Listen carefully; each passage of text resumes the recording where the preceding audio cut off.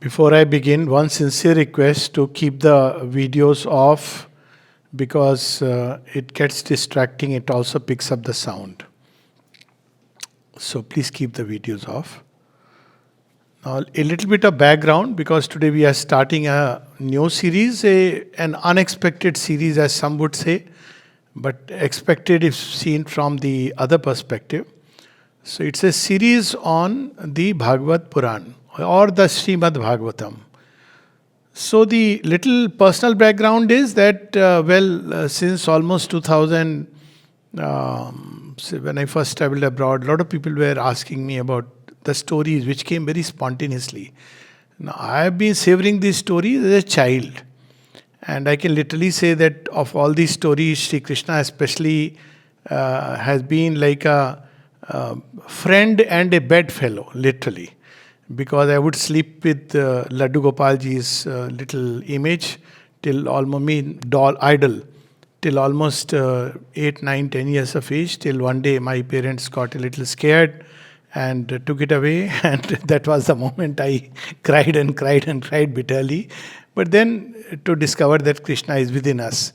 But that's the little background of love with Krishna, just as Mother Saraswati has been the goddess whom I sort of worshipped, and Shri Krishna loved like a friend till Mother and Aurobindo came, and they, of course, in their oceanic surge, everything went away or became one with them.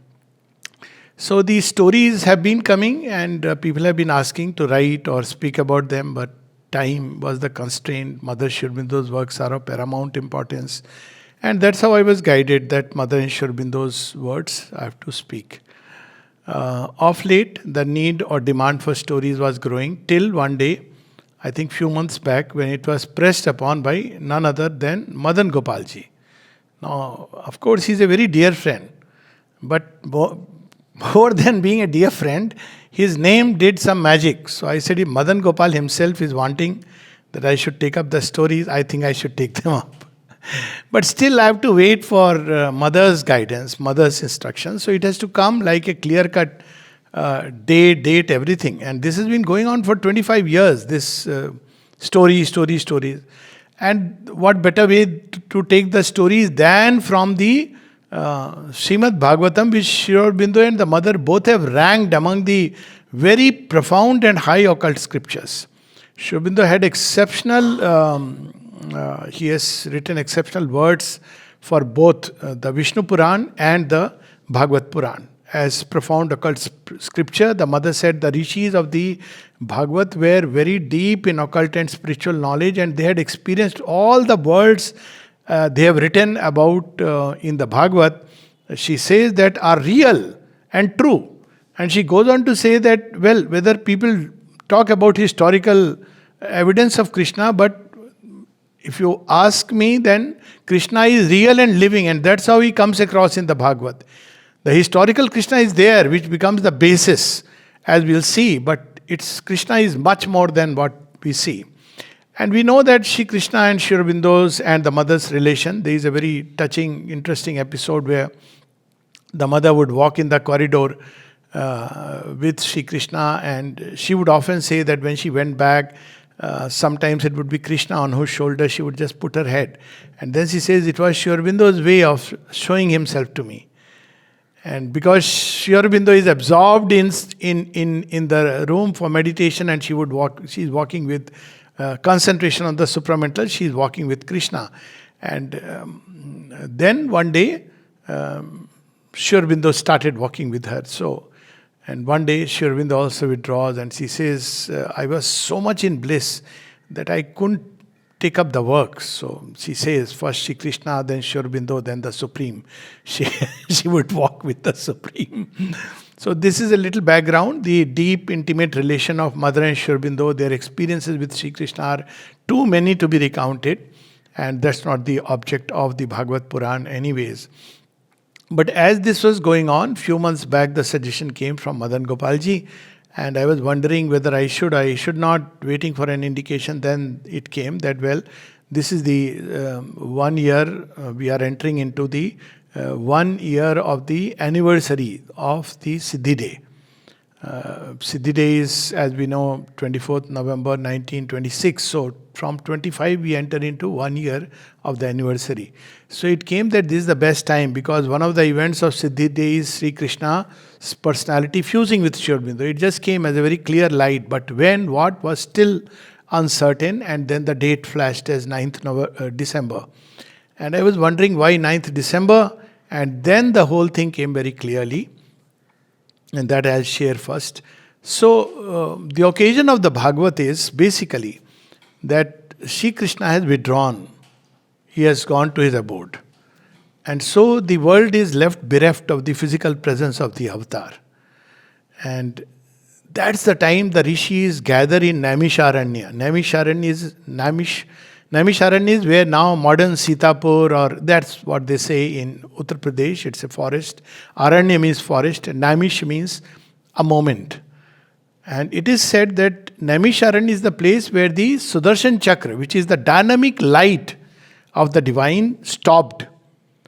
And it stopped because, well, time stands still. It's a moment where you have a rendezvous with the eternal. So that's the place which is supposed to be a very holy place. It is. I have been there actually. And the very interesting part is that it has the heart of Mata Sati. So it's also a place where it's blessed by Shakti. Mata Sati, when that story of the 51 Shakti Peeth, and the heart has fallen there. So it's a very special place where sages would gather, perform sacrifices, do the rituals, Vedic Yagya, all this was going on there.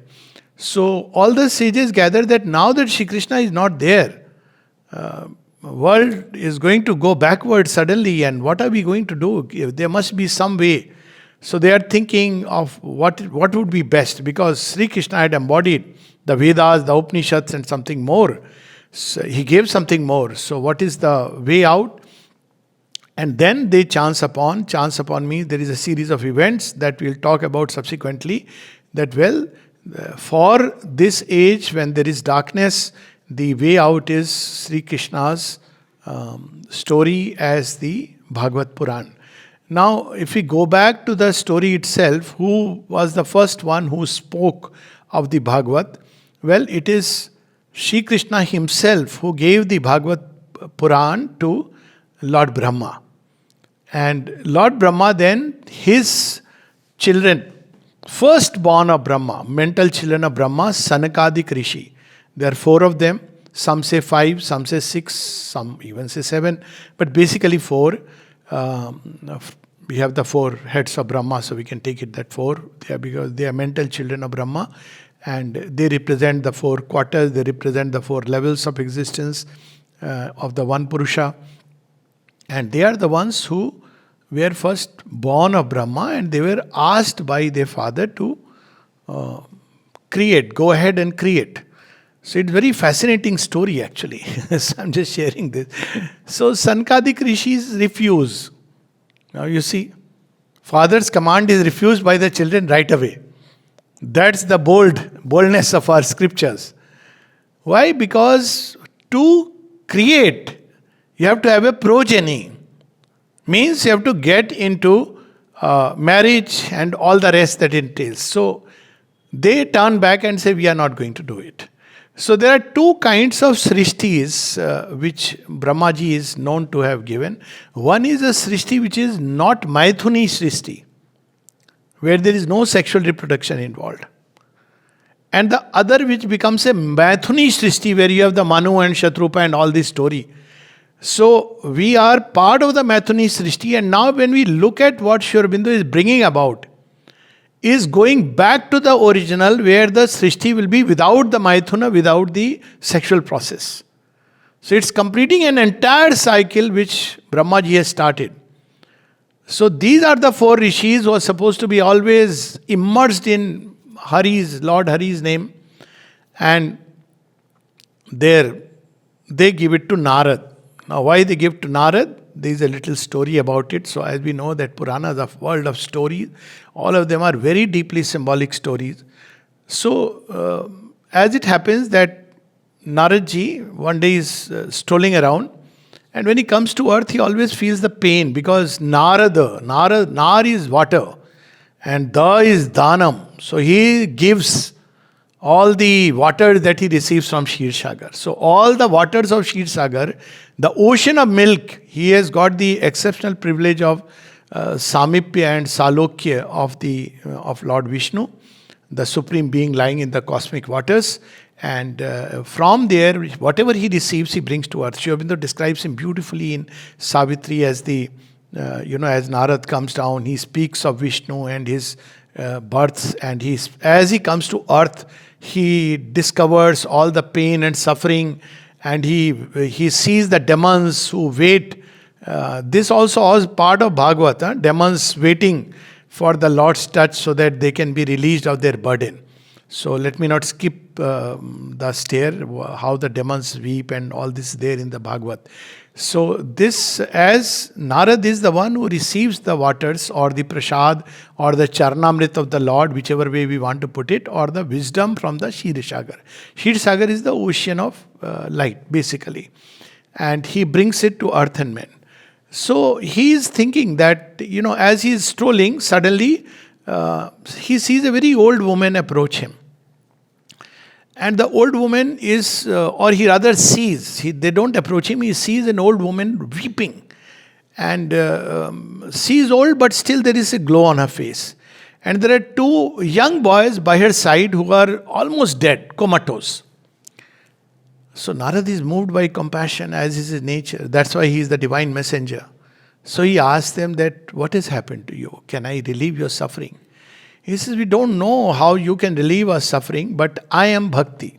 Now you see the symbol starts right away. So the old lady says, I am Bhakti, and these are my two children. They are Jnana and Vairagya. And because the Lord has withdrawn from the world, though I am still there as a connecting link, but in the absence of Jnana and Vairagya, my two children who are meant to help me move on and remain young, I have become old. Now you see, bhakti without jnana, bhakti without detachment can become very blind, almost fanatic, dangerous. So Gyan and Vairagya are the limbs. It starts, big bang start of the Bhagavat.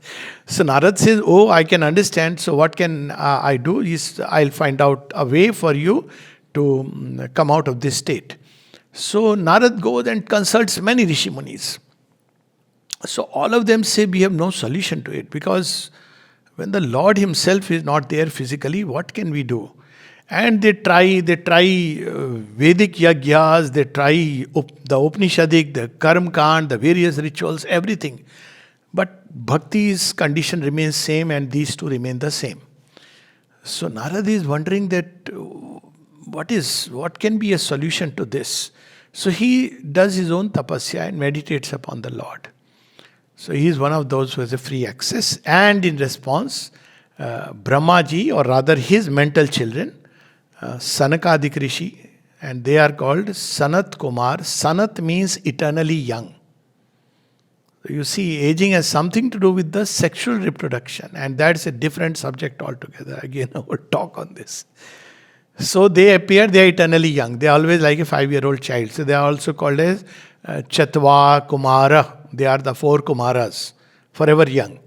So they appear, they are very glowing in form, and they say, we know your problem. And when he narrates the problem, he says, no, nothing can revive them except for the Srimad Bhagavat Purana.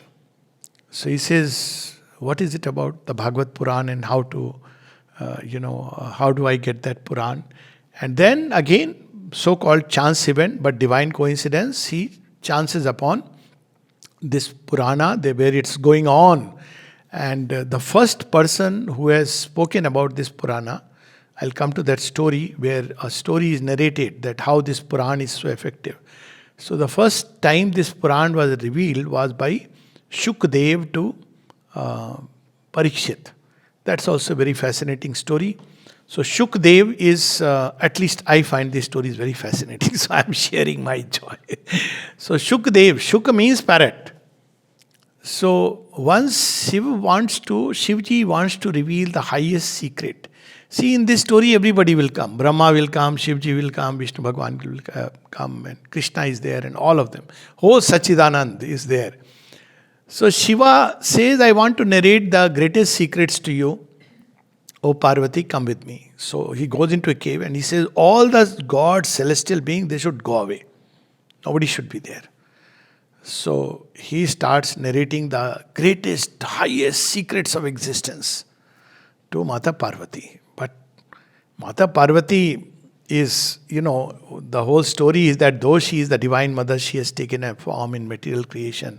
Then through that she grows and develops, does her own yoga and comes to Shiva, as said, half in ignorance and half in the light. And she goes off to sleep. But as it happens that there is a little parrot there. And parrot's little baby is delivered out of the egg of the parrot. Egg was there and the baby is delivered. A parrot had delivered the egg and gone away.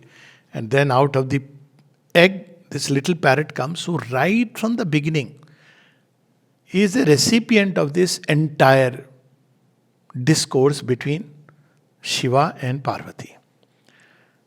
Now when Shiva tells Parvati that while you keep saying, so that I know you are awake. So she keeps saying, Now she sleeps. And this little parrot which is enjoying the story starts doing this humming sound to make sure that Shiva goes on. Because Shiva, this is a Leela, nothing else.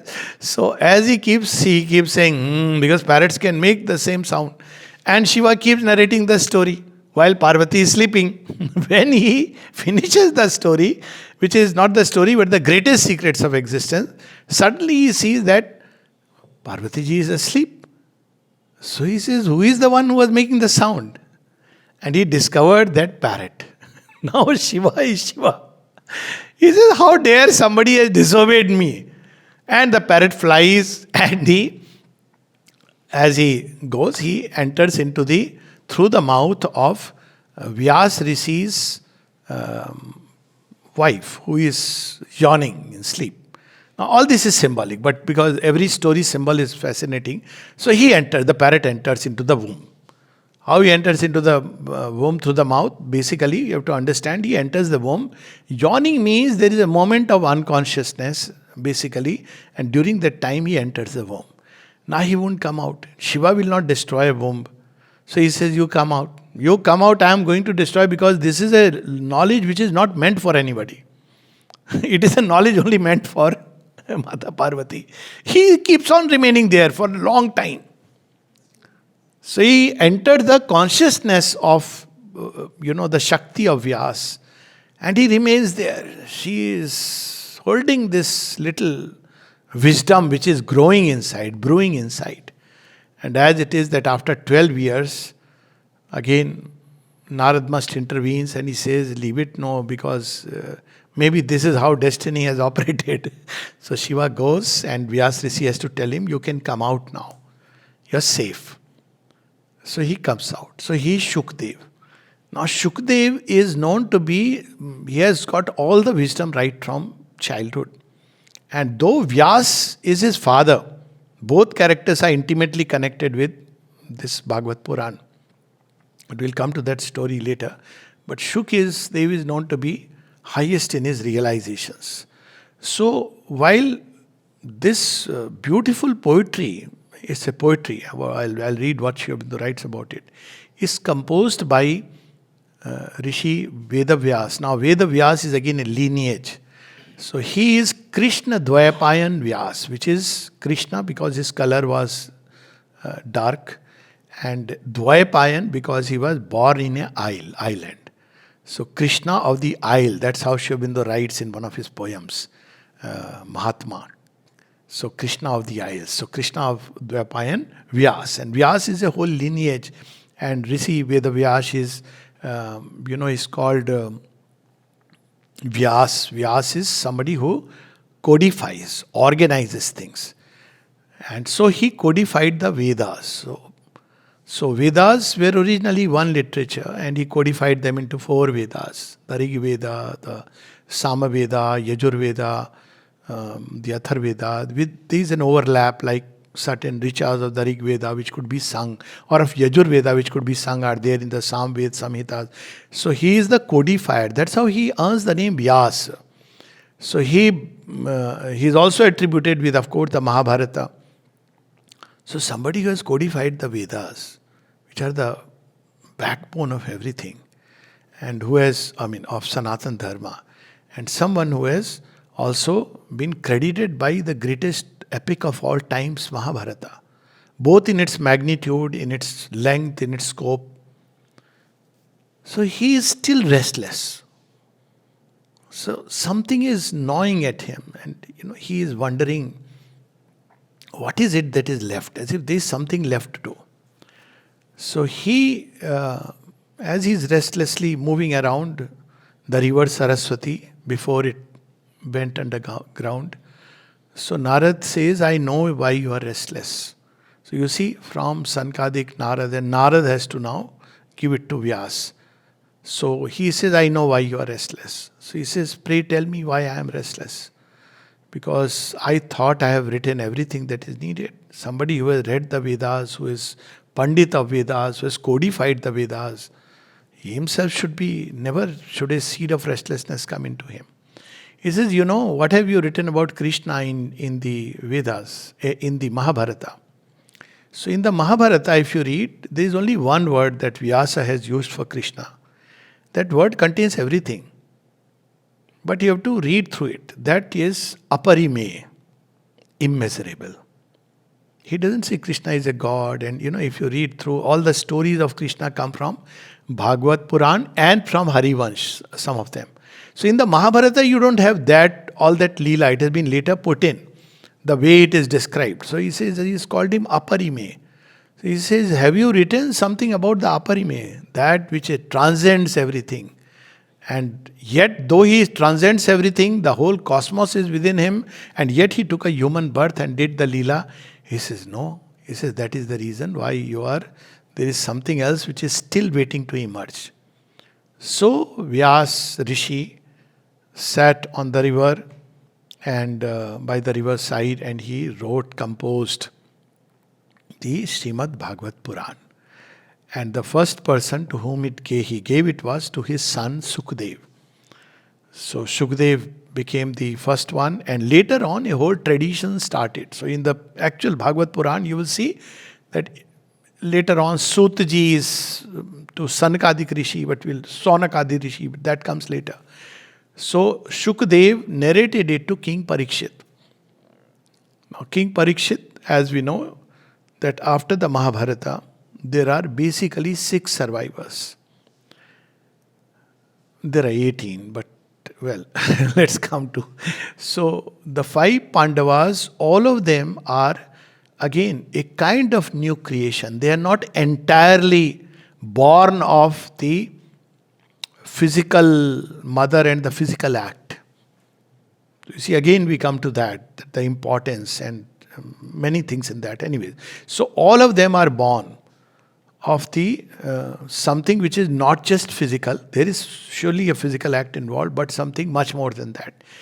And Parikshit is the grandson of Arjun, who dies in the womb of Uttara, Abhimanyu's wife.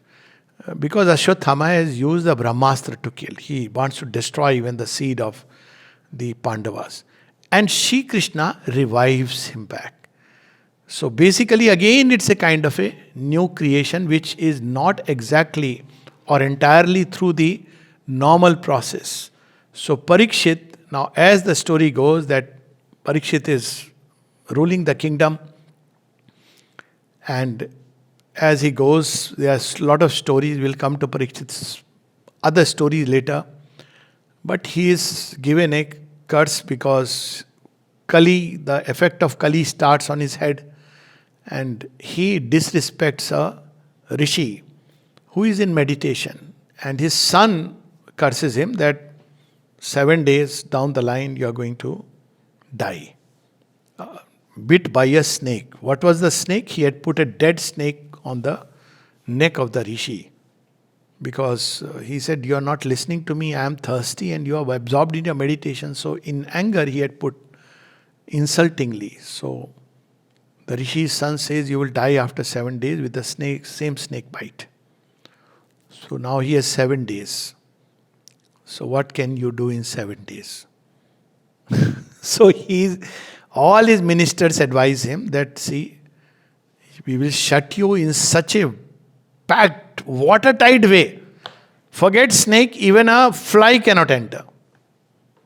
We'll make sure. What about the curse? You are the king. We'll make sure. We'll keep you inside." But then he is having the fear. Point is that death can come through any door, as it does come eventually through a strange way. But it is, and that's the story behind stories. Puranas are fascinating world of stories. So, but then he doesn't know what to do, and that's when Shukdev comes and says, the solution to your problem is not all what these ministers are suggesting. He's not making sure that you have all the vaccination against snake, you have the doctors, you have, emergency services. That's not your solution. He says, what is the solution? He says, listen to the story that I am going to tell you, the story of Bhagavat. He says, what will happen with this story? I know it is a story about my own. Arjun is there, his grandfather, and then he gets interested also. Tell me about that story about my grandfather. That's how it would start. And Krishna, about whom I have heard. He says, see, this story will liberate from you all fear of death. So with the fear of death gone, then you will understand that death is only an appearance. You will discover your immortal self, and therefore it will free you from death itself. Because what we are afraid of is that death is an end. When you know there is no death, so that's how you annihilate death. In Savitri, there is a line where Savitri says, "O death, I have conquered you within, because I have discovered my immortal soul. I know that you don't exist," but yet she has to fight because of mankind in the grip of ignorance.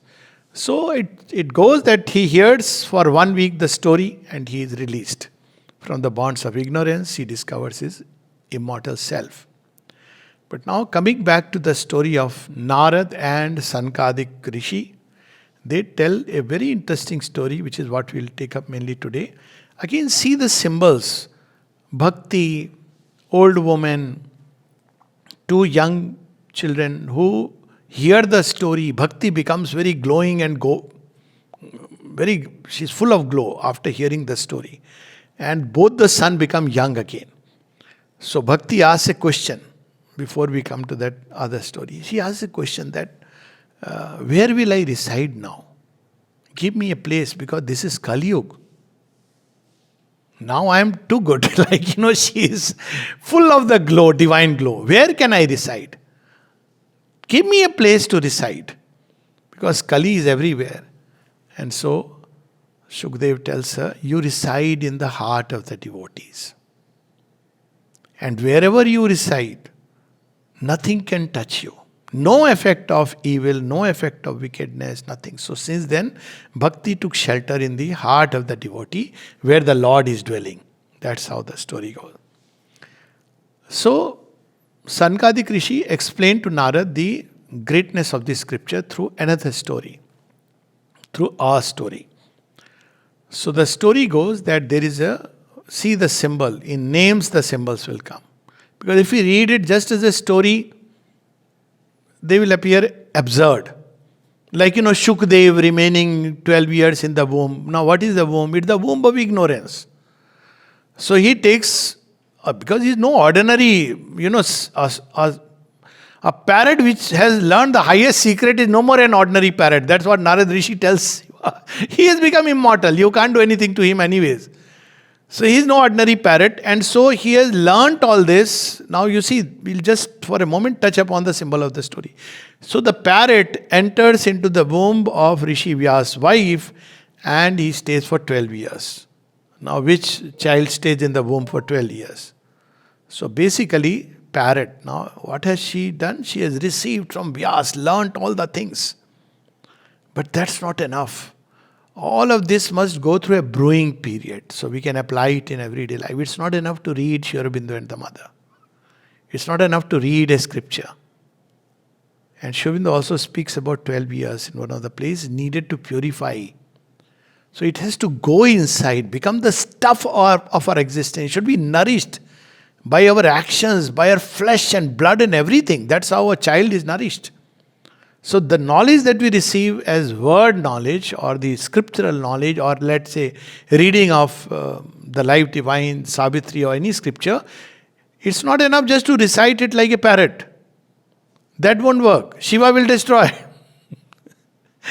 It has to go inside and be nourished and nurtured like in the womb of ignorance, and then it comes out as a full-blown knowledge which Shukdev, he becomes a deva and he is holding it all within himself.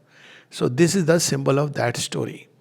So here again we have another interesting symbol after Bhakti story, Shukdev story.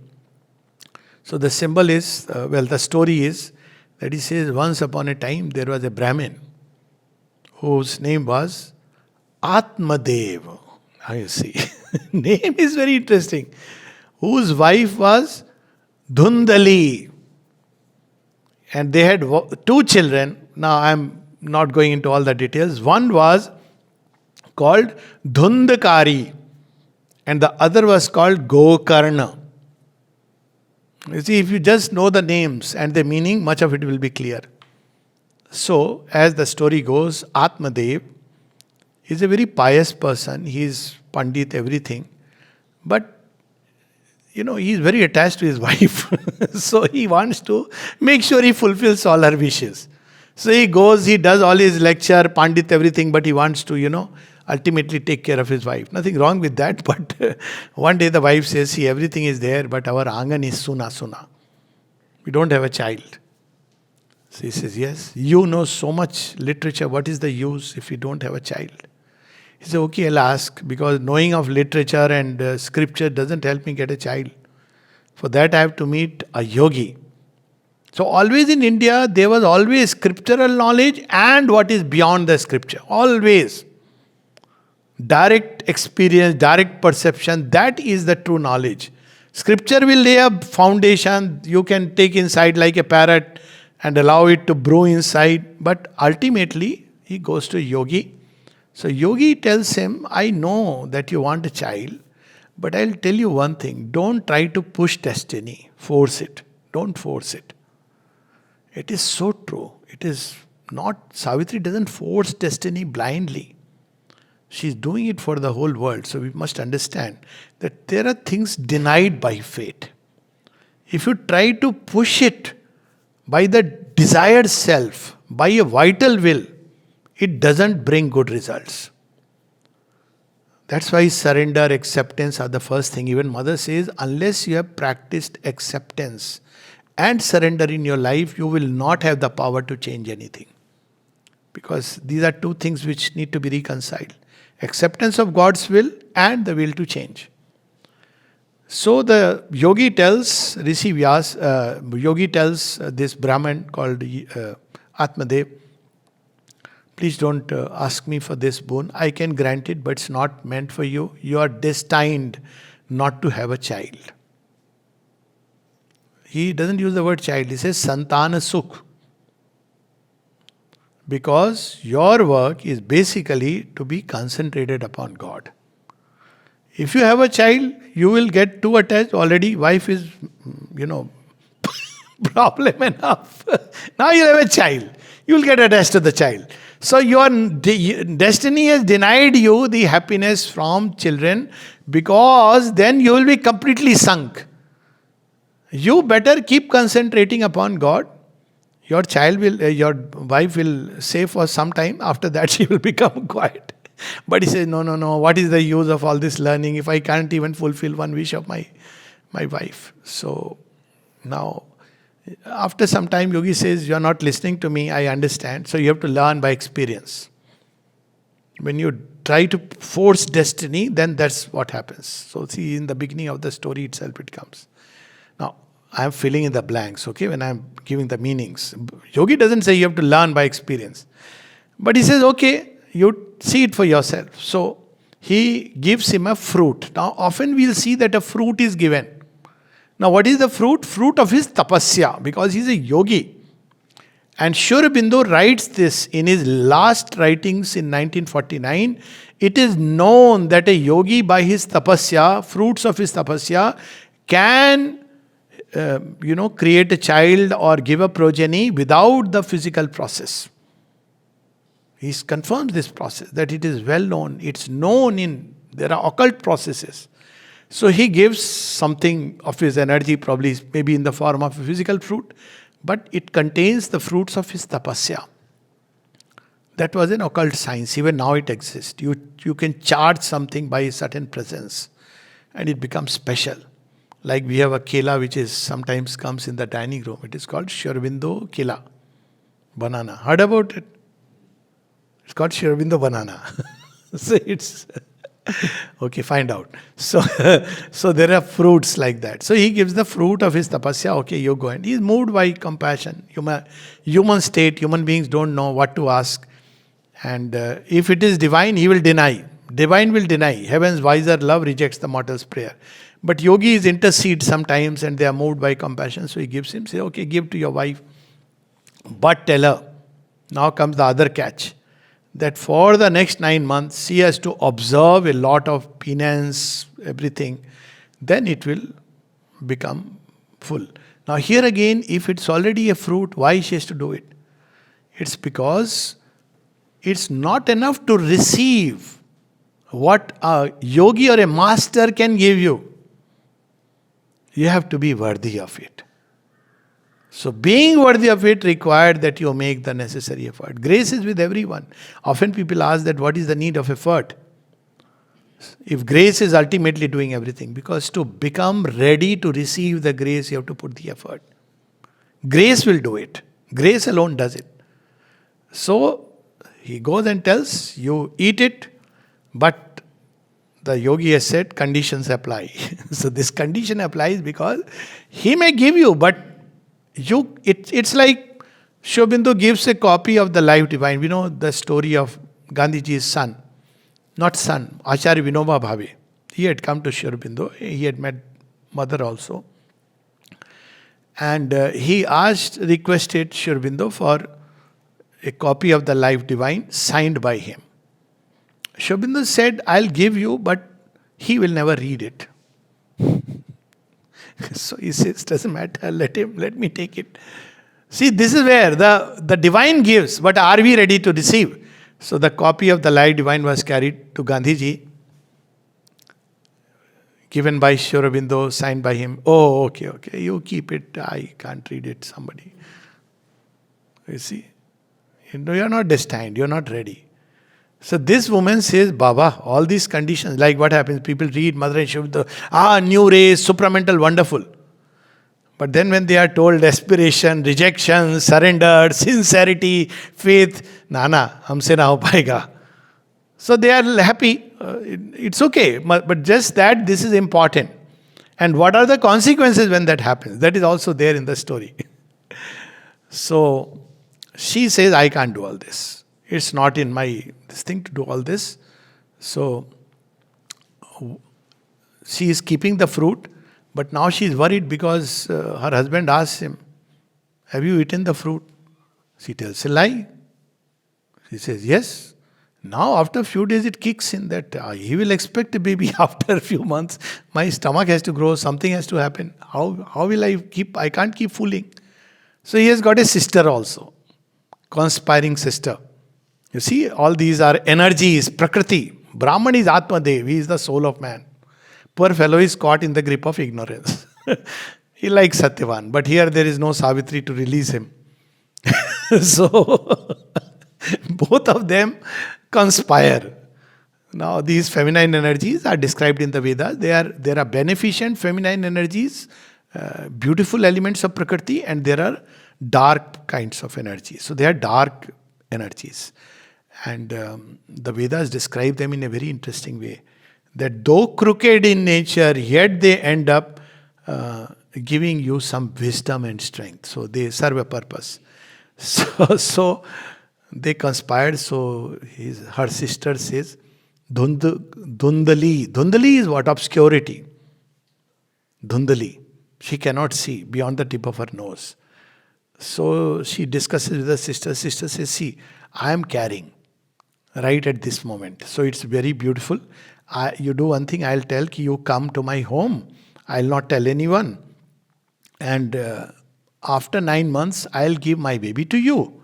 And then I'll say I had an abortion, stillborn baby. So everything is explained. So she tells her husband, I'll need a lot of care. So can I go and stay at my sister's place? Sister says, okay. So husband says, okay. He is happy that I don't have to take care. I can concentrate.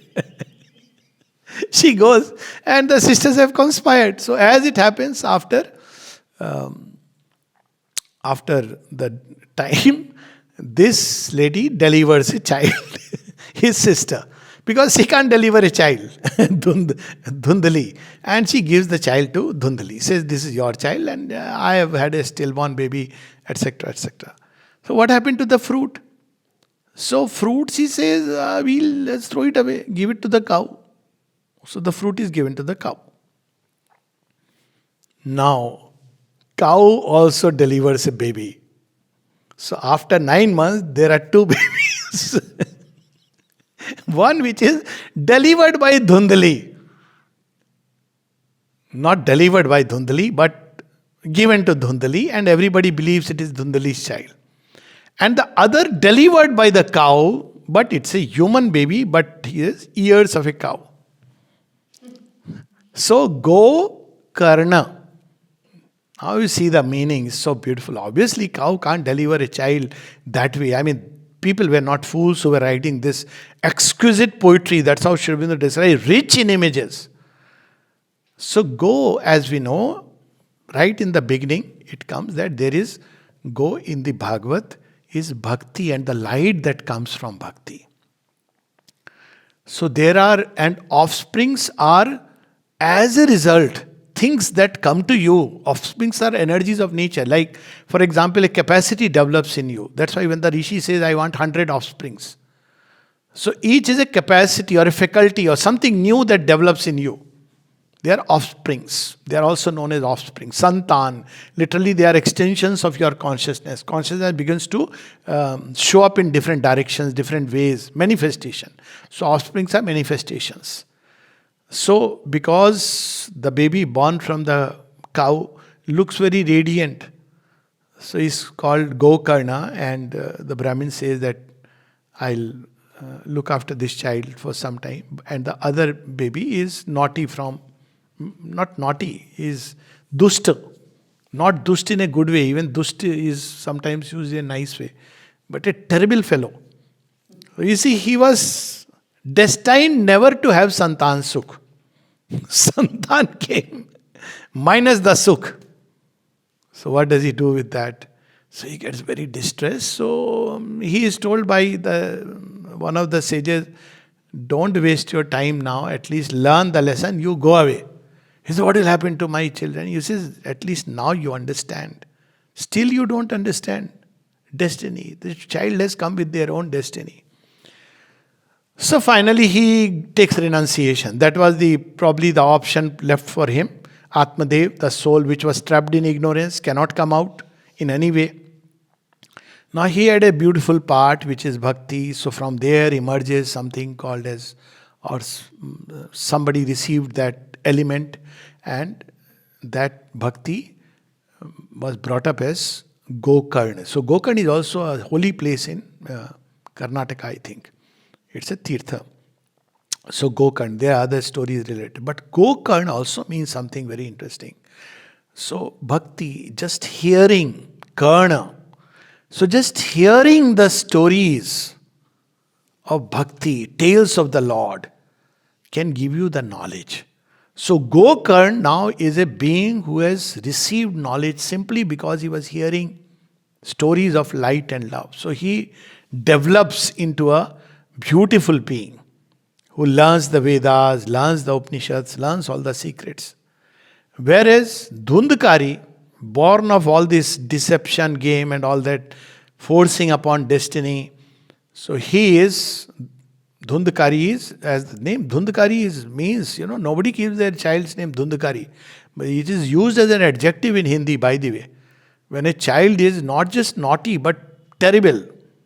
So nightmarishly terrible, so it's called Dhundhkari. So it's a born out of a conjunction of something which is very obscure. So from that obscurity. So he is so bad that father has taken sannyas and gone into vairagya and he kills his mother. Now whether he physically kills the mother or not, it's a different story. He pushes her to actually die. Actually he doesn't kill, she dies. She jumps into a well and dies. And this man just, Dhundhkari, he just enjoys all kinds of wine, women. And one day all the women whom he is, giving money and all, they come to know that, he is going to die and he'll become a preta. So they say, oh my God, then what will happen? So they say, better we kill him and take all his money, because he has gathered all kinds of money through robbery and dacoity and all that. So what they do is, they all conspire, they kill him. And they say, we will spread the news that, well, he vanished. So, and there were no CBI and all that time. Whatever it was, who would bother about a boy like that? And then they took away the wealth and they went away their own life, enjoying with others. But Dhundhkari became a preta. Preta is a being of the vital world. Mother describes the pretas in the world war. And preta are those who are suddenly, through either murder or through such things, their vital being is thrown. And it's thrown so suddenly. So they keep looking for a body. They cannot go forward. So they become pishachas or pret like that. So pret yoni is one of those states condition in which somebody who has either died of suicide or such things, they begin to suffer. So they don't know which way to go. They are suffering in that. And so he is suffering and moving around. So meanwhile, Gokर्ण, who is having a nice time with all this, one day he comes to the village where his brother is in pret yoni. He knows he is his brother, but they have parted ways. So like in movies, bhai bhai ka milan. So he comes and they told, sir, you are a very learned Brahmin. Please rescue us from this Dhundhkari fellow. He is like a pret and he is still troubling, because whatever is your tendency during life, you continue that tendency after death. That's what is Sri Aurobindo's story, dream. You will continue that. So he is continuing to trouble everybody. So Gokर्ण says, okay, I understand. He is my brother. I must do something about him. Maybe I have to do some tarpan in Gaya. And that is the time he realizes that the Dhundhkari says, no tarpan, no Veda, nothing will release me. He appears before him in the house. He sleeps one night in his own house. He says, let me see. So he says, nothing can relieve me. I am residing in that bamboo tree. And I know this is my fate. I don't know what can really relieve me. So Gokर्ण says, there has to be a way. Again, no amount of Vedas, Upanishad, nothing can really relieve. Tarpan cannot. He says, Gaya, nothing will happen. So what to do? So then he, again, all these are shown as a set of divine coincidences. He comes upon one of the rishis who tell him, no, he can be liberated by reciting the Bhagwatam for 1 week. He says, okay. So that's how the story goes, that while he is there, he says, bro, please stay in the bamboo while this story is going on. 7 days you just stay put. So he says, okay. And as the story goes, every day, now you see, so symbolic, it's as clear. If one knows the occult mystic symbols, it's as clear as daylight. But there are people who will say these are all superstitious stories because you're blind, basically. So each day, one level of the bamboo has what is called knots, no? So one level of the bamboo bursts. Obviously, this is not describing bamboo happening. Then next day, second. So at the end of 7th day, all the 7 layers are burst open, all the 7 knots, and Dhundhkari emerges and he becomes a resplendent being. He attains a godlike status. And he is so thankful. He sort of takes everybody's forgiveness, and he is so happy, and he goes. Now you see, it's very interesting that even a state which is, it's called adhogati, where you have entered in such a state where you are, got a preta yoni. You are wandering in that state. Now, the seven are the sevenfold cord of being. Aurobindo talks about it. The 7 layers. He is badly tied. So we have the strongly in the physical itself. He is totally rooted. And one by one, his consciousness, let us say, is completely stuck in some cosmic muladhar. And from there he emerges into the one by one, like the Kundalini, all one by one he emerges. And there is a yoga which goes on inside this fellow. And then on the 7th day, he is released completely. So basically, the story is there to say, as I have said, the other things are very clear symbols. So basically, the whole story is, it closes on a very beautiful note. That, well, people often say Kali Yuga is very bad, because it's so difficult to concentrate, so difficult. Lifespan is very short, so you can't really make a systematic study of scriptures, etc., etc. But there is a reason why Kali Yuga is allowed, as per the Bhagavat. And it says, because you have a shortcut to God. Because your consciousness is completely tied to matter, obscurity of matter. All that you need to do is take God's name. And by taking God's name, even a consciousness which is very obscurely tied to matter gets released. After all, Shri Krishna says the same thing in the Gita. He says, even an asura, even a dark being, even a worse kind of sinner, who has cast into the inconscient, if he takes my name, O Arjun, you should regard him as a saint, because very soon he is released from all the bondages of ignorance and he comes to me. So this is the whole, we may say, the profound truth of the story. So now why, there was a question which I had left hanging. So why 9th December? Because just as the Bhagavat was given when Shri Krishna withdraws, Sri Aurobindo knew, avatars also learn, okay.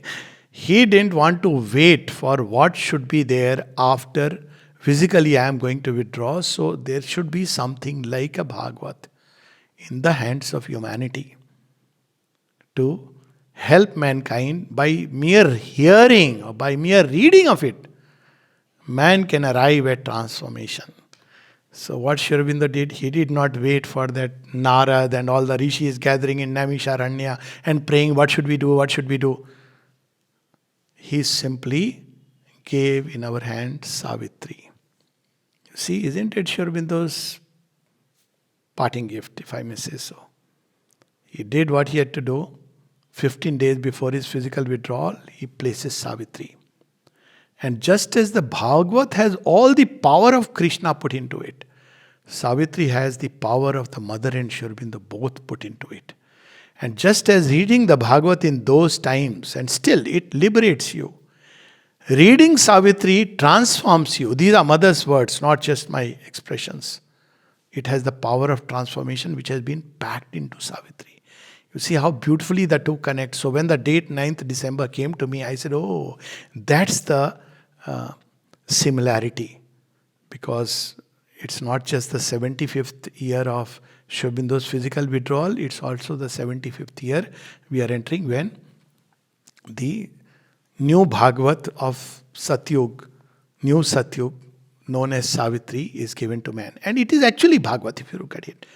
Bhagavat is remarkable poetry, so is Savitri. Bhagavat is essentially about the divine and his birth and works. And Savitri is basically about the Divine Mother, her birth and works. What more we need? And all that is required is there. So this is the background. And before I close, just let me read something what Sri Aurobindo writes about Bhagavat.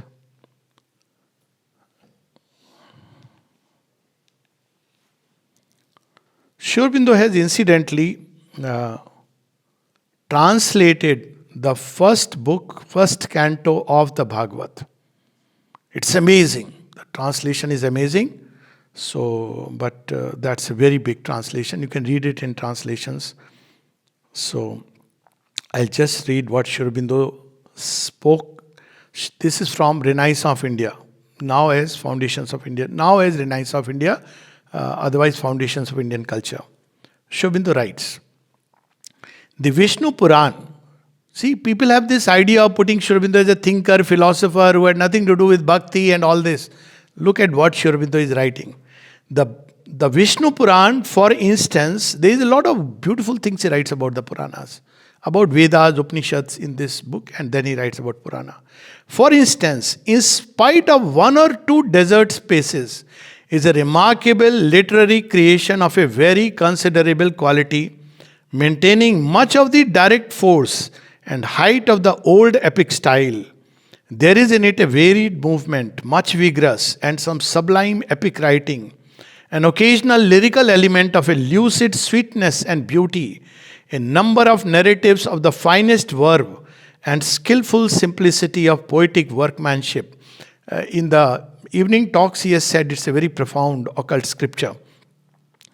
And then he says, he has quoted in a couple of places, the Bhagavat Purana, coming at the end and departing to a great extent from the more popular style and manner, for it is strongly affected by the learned and more ornamentally literary form of speech, is a still more remarkable production, full of subtlety, rich and deep thought and beauty.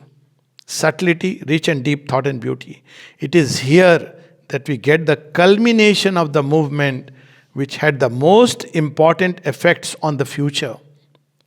The evolution of the emotional and ecstatic religions of bhakti, the tendency that underlay this development was contained in the earlier forms of the religious mind of India and was slowly gaining ground, but it had hitherto been overshadowed and kept from its perfect formation by the dominant tendency toward the austerities of knowledge and action. See, that's why we see the background of the Bhagavad. Now everything falls in place. Why it has been so that it is greater than the Vedas and the sacrifices, ritualistic sacrifices. And the seeking of the spiritual ecstasy only on the highest planes of being. And I'll just read one or two just translations because 20 cantos. So Bhagavat is considered, Shukdev is considered as a person who takes the rasa of the Vedas and the Upanishads. So Vedas are like the roots and the tree, but you can't go to the roots and eat them, no? So Puranas are the fruit. And that Shukdev is the one who takes the fruit and crushes it into a juice and serves to us. How beautiful. Because Vedas, okay, but they are in the roots. How do you go to the roots and take them out? So that's how it is described, and Sri Aurobindo confirms that. So now this is Sri Aurobindo's translation. On him we fix our thoughts, from whom are birth and being and death. We'll talk about this aspect later on in another. Who knoweth the chain of things and their separate truth. See? Krishna Krat. So that's how Shri Krishna would describe, who knows the whole truth. So every word is remarkable. Who knows the chain of things and their separate truth. King and free. Who the earliest seer disclosed the Veda through his heart, which even illuminated minds find hard to understand. So you see what the mind missed, the heart reveals. The same truth but in a different way. In whom, like interchange of water, earth and light, the triple creation stands free from falsehood. For by his inherent luster, he casts out always the glamour of the worlds. To him we turn, that highest truth of things. This is how the Bhagavad starts. It's all number of those. I wish I could read all the 20, but they are available in Sri Aurobindo's collected works. Go to translations and see there are different translations. One of them is the first book, first canto of Bhagavat Purana. There are 20 of the passages which Aurobindo has described, translated. Very powerful, beautiful. So, thank you so much. Jai Ma.